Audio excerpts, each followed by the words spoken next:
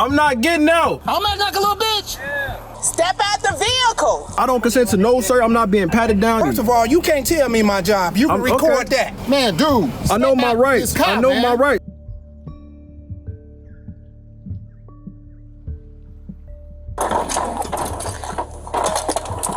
They also went in my phone and deleted the video on my phone, which you're not allowed to do. Welcome back to the LackLuster channel. On June 3rd of 2021, a viewer named Jamar was helping his family member move a large object. They had just picked up an engine compartment hood from a parts store, but it wouldn't fit in the trunk. Instead, it was placed in the back seat, but this caused the rear passenger door of the vehicle to remain slightly ajar. Upon observing the open door, Officer Jones and an unidentified female officer pull in front of their vehicle to initiate a felony traffic stop, with weapons drawn and requests made for additional units. I'm not getting out. The driver is detained in cuffs and placed in the officer's cruiser. Anybody in that car with you? Tell them to step out the car. I'm acting like a little bitch. You scared for no reason. I'm scared. Come on over here. I'm acting like a little bitch, y'all. Cause I'm scared. I'm scared. You gonna deal with the bitch now because why y'all driving with the dog? Cuz, man, we just got the hood from the parts store. Okay, I mean, Cuz, shit, look at my rap. That shit costs. But I gotta be a little bitch. Though, right? I'm sorry. I'm sorry for Ain't about being no sorry, but it's the fact that hey man, I don't know what the you on. I ain't on that. I'm just How do I know that? I'm trying to go to the garden. How do I know that? I'm just letting you know. I got a door wide open and I got a dude driving down the street. What the I supposed to think? I don't know. Exactly. They then move to extract Jamar as supporting units arrive on scene. Step out the vehicle. I don't want to get shot. I'm not opening the door. You're not gonna get shot. You're not gonna get shot. We just need you to step out. I'm not getting out the car. You see my hands. We still need you to get out the car. I'm not getting out. I'm telling you that now. I ain't do nothing wrong. I know my rights. He's the driver. Talk to him. Run that plate. Don't touch me. Man, put the phone down, man. I'm not putting out on my rights.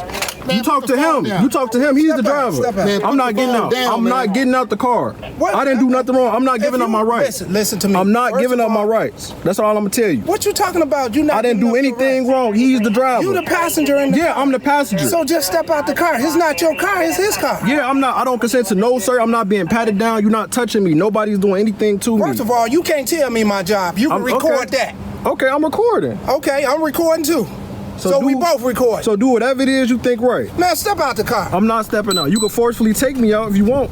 At this point, it's important to address whether a passenger has to exit a vehicle upon request of a law enforcement officer during a traffic stop. The Supreme Court makes tons of horrendous rulings that defy the rights of the people in the name of officer safety. In this case, it's Pennsylvania v. Mims. The court ruled that during a traffic stop, you as a driver are already detained, so forcing you out of your vehicle is a minimal and reasonable intrusion of your freedom, even if the cops aren't going to search your vehicle. Note that Justice Thurgood Marshall wrote a dissenting opinion, arguing that searches, in order to conform to the requirements of the Fourth Amendment, must relate to the reason for the stop. He wrote that the police should not be able to search your person just because your license plate is expired, as the two have nothing to do with each other. Unfortunately, the authoritarian majority of the court won the decision, and now, because of the ruling, along with Maryland v. Wilson, all occupants must exit a vehicle upon request during a traffic stop.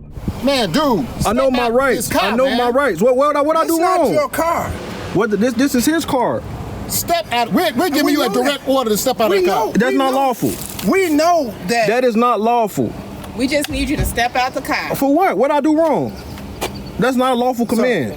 Is there anything in the car that we need to know about that may... Ain't nothing in this car. Okay, well, what's the big deal? Just because I got rights. That's the big deal. I'm not giving my rights up. What rights you talking about? You don't have no right to question me right now. You can talk to the driver.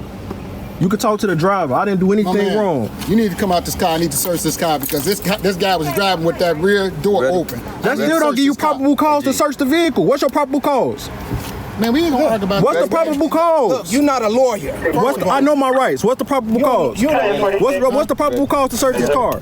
As they remove Jamar from the vehicle, Officer Parker snatches the phone out of his hand. He attempts to do something with it, but Officer Martin makes a direct beeline to Officer Parker and takes Jamar's cell phone from him. The phone is still on and unlocked, and displays the video that Jamar was recording, and in an ultimate display of his lack of morals, ethics, or any respect for the citizens' First and Fourth Amendment rights, Officer Martin deletes the footage and tosses the phone into the floorboards. This, in my opinion, should be a fireable offense, as it displays the officer's intent to hide the truth, intent to violate clearly established civil rights, and his dishonesty brings shame and suspicion to the entire Chicago Police Department, as Officer Jones was immediately adjacent to Officer Martin as he deleted the video, though it's not clear whether he witnessed Officer Martin's criminal act. However, Officer Parker and this unidentified female officer both watched over Officer Martin's shoulder as he deleted the video, and not a single officer involved objected to the action. What makes matters worse is that the officers weren't even cunning enough to stop recording on their body cams while committing this crime, and thus recorded their own corruption. The 7th Circuit has ruled that recording the police is a clearly established right, and in many states, deleting files from an electronic device and tampering with evidence are just a few of the many possible felony charges that these officers could face.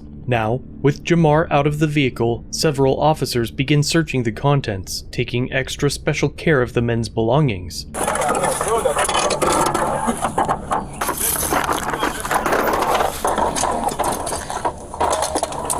A few minutes later, Officer Martin returns to the device. She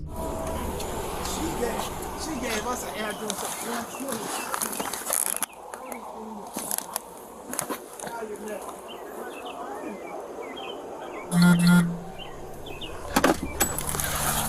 And a few minutes after that, the device is seen again with the screen turned on. The phone turns off shortly after coming into view.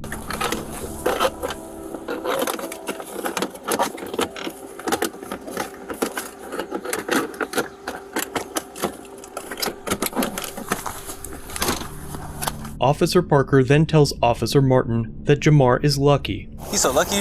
It's assumed that he is inferring that if they didn't have body cams on, the stop would have resulted much differently, as when he says he's lucky about this, Officer Martin turns and looks directly into Officer Parker's camera. He's so lucky. He's so lucky about this. Lucky. Shortly after that, all of the officers turned off their body cams in unison prior to uncuffing Jamar. Deactivating code.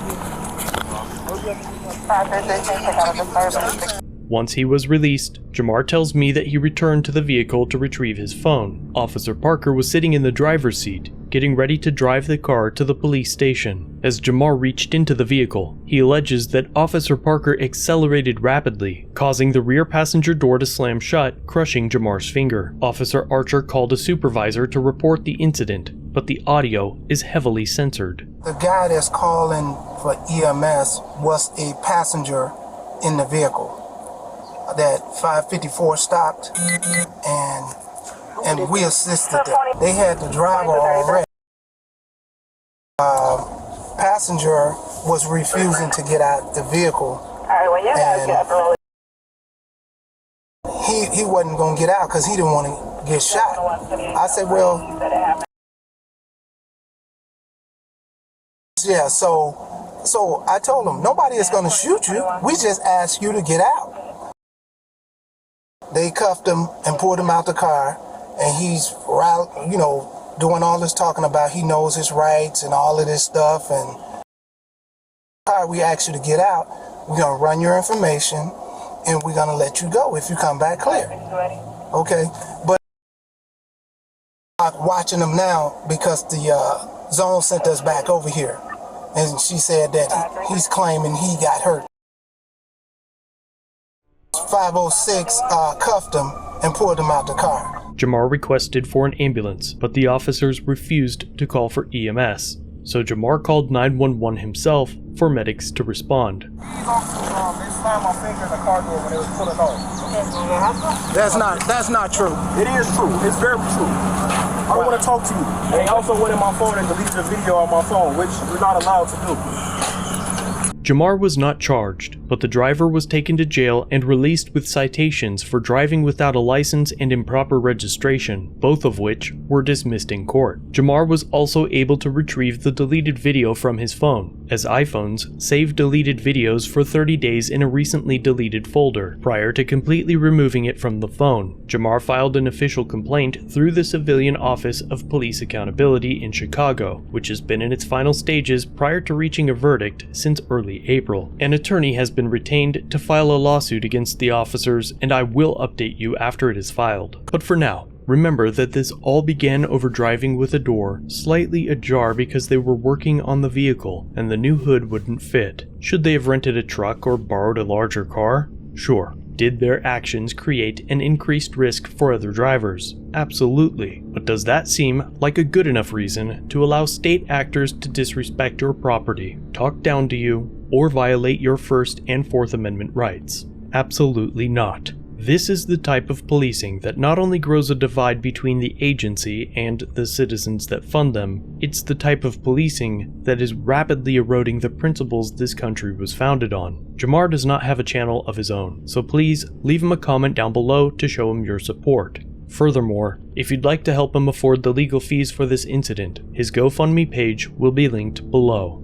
As always, thanks for watching. If you have a video you'd like to submit for review, use the link in the description or pinned comment. Don't forget to subscribe and hit the bell notification for future content. And remember to like, share, and comment down below of what you think of this interaction. It really helps the channel. If you enjoy our content, try our other channels, LackLuster Limited for criminal psychology content, and The Odd Side for paranormal videos. Shirts and other merchandise are available at the Teespring store. Memberships start at just $1 if you'd like to help further support the channel and get a slick Lack logo next to your name. I look forward to seeing you in the next video. All links are down below.